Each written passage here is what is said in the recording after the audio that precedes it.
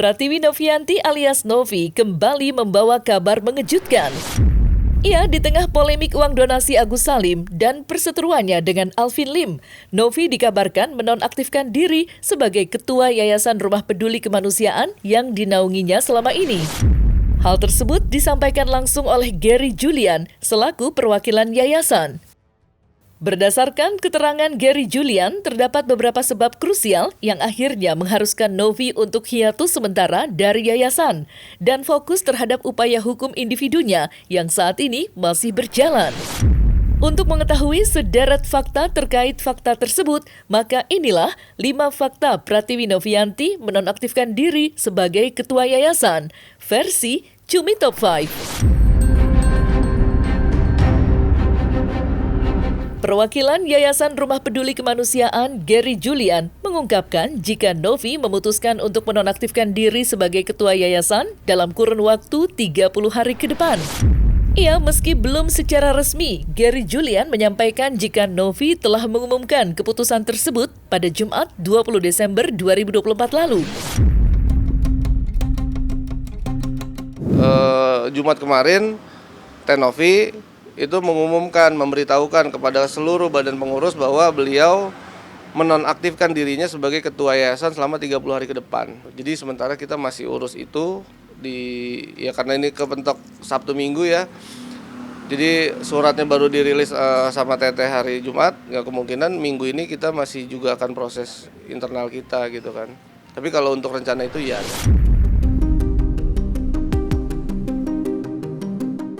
Menurut Gary Julian, perwakilan Yayasan Rumah Peduli Kemanusiaan, alasan Novi memutuskan untuk mundur sementara waktu dari urusan yang menyangkut yayasan ialah karena Novi ingin memisahkan permasalahan pribadinya dengan yayasan.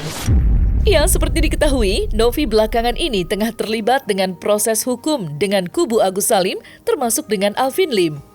Sehingga Novi ingin menyelesaikan terlebih dulu upaya hukum tersebut dan akan kembali lagi jika semua permasalahan telah usai.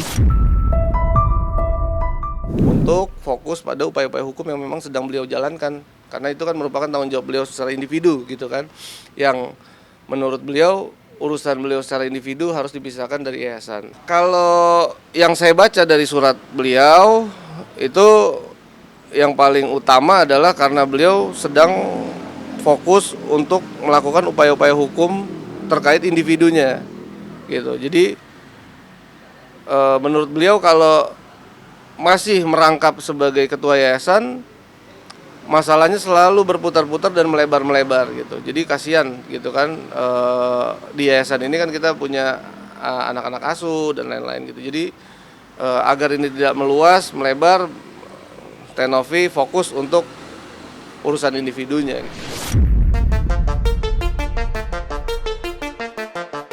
Gary Julian, perwakilan Yayasan Rumah Peduli Kemanusiaan, mengungkapkan jika pihak yayasan sangat menghargai keputusan Novi untuk menonaktifkan diri sebagai ketua yayasan. Bahkan mereka mengaku tak keberatan jika Novi masih berkemungkinan masa nonaktifnya menjadi 60 hari.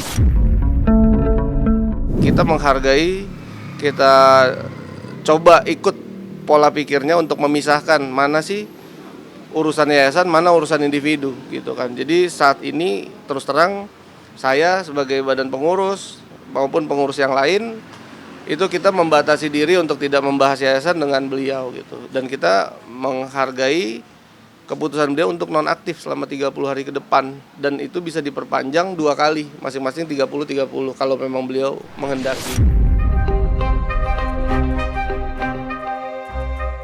Mental down tampaknya menjadi salah satu alasan Novi memutuskan untuk menonaktifkan perannya sebagai ketua yayasan yang dinaunginya.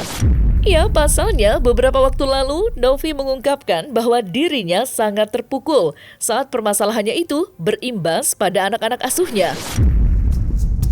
Trauma banget karena mulai dari yang pertama sebenarnya RD itu kan juga sudah kena mental saya terkait narkoba katanya. Saya sampai buktiin urin, rambut saya buktiin. Nah sekarang ini statement baru lagi yang dampak ini anak saya. Saya ada anak umur 9 tahun kelas 3 SD. Itu yang sudah mengerti dan menanyakan gitu terkait hal-hal yang dilontarkan. seperti itu. Anak saya tidak menggunakan gadget, tapi teman-temannya menanyakan, mama kamu kerja apa sih? Apa sih arti kata konteks pekerjaan seperti itu? Gitu. Terus hal-hal yang di media sosial ditanyakan sama anak saya, kasihan anak saya nggak tahu apa-apa. Masih menanyakan, makanya apa ya, mental saya jadi down. Udah masalah case ini belum selesai gitu, yang seharusnya kita calling down yang sesuai dengan arahan Gusmen, tapi jadi seperti ini. Kalau menurut saya itu sangat-sangat tidak manusiawi. Bayangin anaknya sampai pertanyakan di sekolah, apa benar mama saya kayak gini? Ini kan sudah merusak ya, merusak jati diri anak, merusak harkatnya Novi, dipertanyakan oleh keluarganya. Akibatnya apa? Rusak kan? Nilai dirinya rusak, hanya gara-gara sepotong kata yang tidak manusiawi tadi. Anakmu diperlakukan gitu kok nggak menerima? Wanita loh. Nah, Novi juga wanita. Loh, kamu nggak mau terima anakmu digituin, tapi kau membuat kayak gitu sama wanita. Ini kan namanya nggak imbang kan? Mau enak-enakmu dewe. Dampak yang dialami Novi akibat polemik uang donasi Agus Salim tampaknya cukup bertubi-tubi. Ia selain anak-anaknya terkena imbas, dirinya pun merasa terganggu atas polemik-polemik tersebut yang semakin melebar dan menjadi blunder.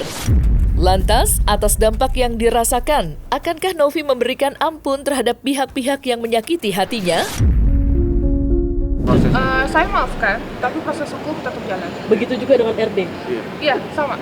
Dari tadi malam nih masih memberikan statement ya tentang data pribadi saya dan lain-lain. Itu apa ya, buat saya jadi kok ini orang bukannya menyelesaikan secara baik-baik, malah seperti itu. Sangat mengganggu. Dan pada saat tahu beberapa hari yang lalu, beberapa hari yang lalu lah, semenjak viral lah. Semenjak viral, iya, karena dia mempublish di YouTube dan ada VT-VT-nya di TikTok, jadi rame tuh ya kan, bahkan ya anak-anak juga mengkonsumsi video tersebut.